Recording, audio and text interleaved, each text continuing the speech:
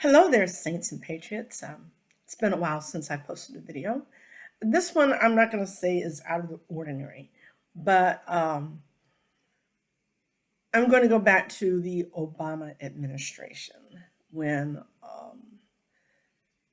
when you started seeing signs of the socialism spring forth, especially with the start of Black Lives Matter, um,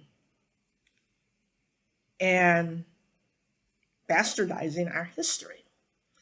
So what I decided to do is hmm, I'm going to find some authors who wrote around that time, like Civil War, who lived the experience of slavery and yeah, from the earlier years of our great country.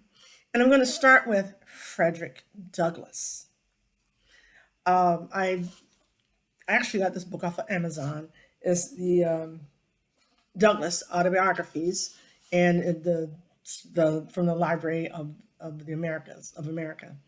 And there are a number of other volumes with this, but this is all three of Frederick Douglass's autobiographies.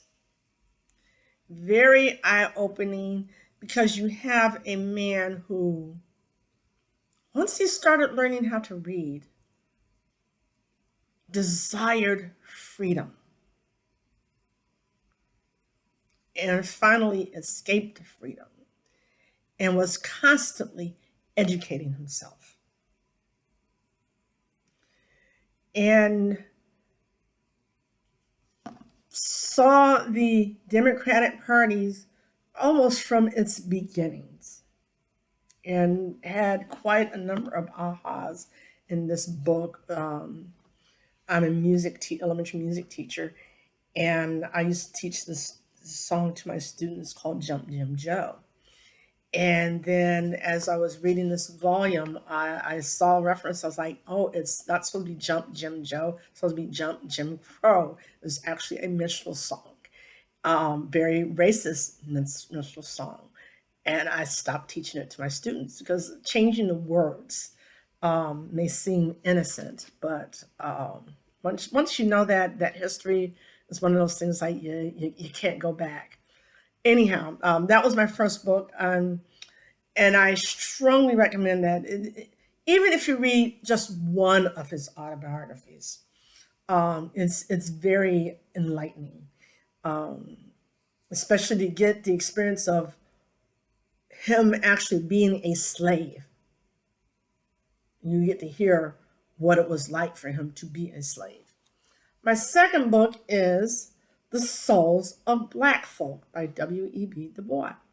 Now, Du Bois was a sociologist focusing on the Black community. He was actually born after the Civil War to free parents. His parents, I think he grew up in Massachusetts. But he was growing up during Reconstruction and seeing the struggles of Black people during that time. Um, it's And then you hear him talk about, especially when he talked about young men turning to crime instead of trying to get educated and stuff. It's like, wow, I thought there's nothing new under the sun, because we have that same issue today, um, where you have kids dropping out of school and turning to crime. Next is The Miseducation of the Negro by Carter Woodson. As you know, Carter Woodson was an educator, and his big thing was educating Black people correctly. And I definitely understand what he's talking about, because really, um, not completely against the European whites type of education that dealt with classics, with Greek and learning foreign languages and reading classics and learning this and learning that. Um, that the relevance of that, and I definitely understand that, because back in junior high school and high school, reading these classics and stuff and having to write a theme on it. It's like I didn't get it, um, because it really wasn't relevant to me. Um, so really, his push was to not just get the blacks educated on book knowledge and how to function in society, how to read, and so on and so forth, but even in political education, understanding how politics and government worked, right? Um, Next book is Economic Facts and Fallacies by Thomas Sowell. Um, I actually got turned on to Sowell after a friend of mine, this is back in 2020, and this is when I read this book. Um, and I think it may have been recommended. He had said something. He may have said something about this book in the video that I watched. But it's just one of those things. When I watched the video, I thought, why haven't I watched one of his videos before now? Right? I like this book because it touches on several different subjects and focuses on the facts of why these things are or why they may be, as opposed to theories on possibilities of what might be the cause of this, and with no irrefutable evidence. And that's one of the things he does. He presents the evidence, the data, the statistics that supports what he's talking about. Sound familiar? Because we know of liberals who are so driven by emotion, they close their minds to any facts. Final book I do not have a hard copy of. I believe it's actually out of print, but I do have a digital copy. Digital copy. I need to enunciate better. And the name of that is called Whites, Blacks, and Racist Democrats, and that's by Reverend Wayne Perryman. What I like about this book is that he goes through and lists a history of the the racism of the Democratic Party. And he'll cite a year and the what took place that year.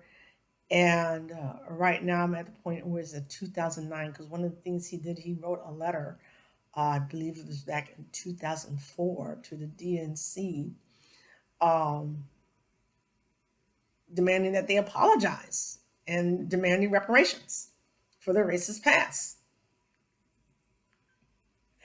This is, and this is one of the things I've been trying to get people to understand, is that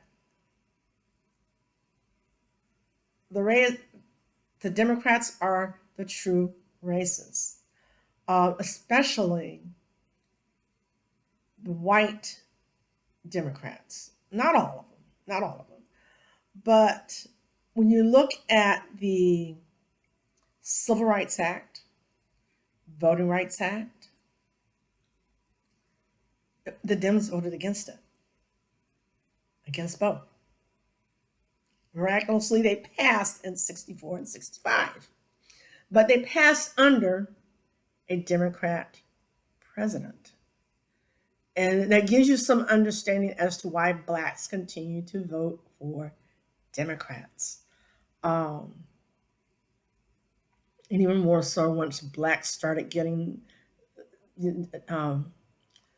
black Democrats started getting voted into various political offices, whether it be Congress or mayors or governors and so on.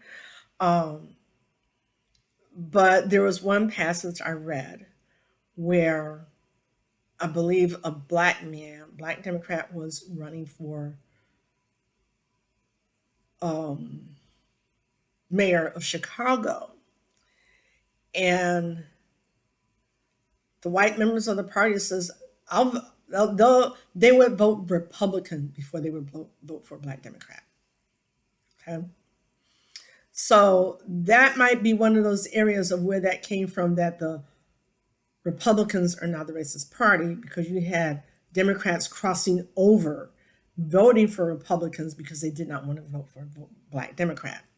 So just some really revelational books, if you want to get start to get an understanding of the true race issues in this nation. And what we see happening today with as I've said before, the word, the accusation of racist or racism has been overplayed, has been overused. And especially when they turn around and call blacks in the Republican Party or conservative blacks white supremacists. It's like, wait, what? How does that work? Anyhow, I'm going to leave right there. And hopefully in a few months, I'll be able to post yet another video recommending books to read.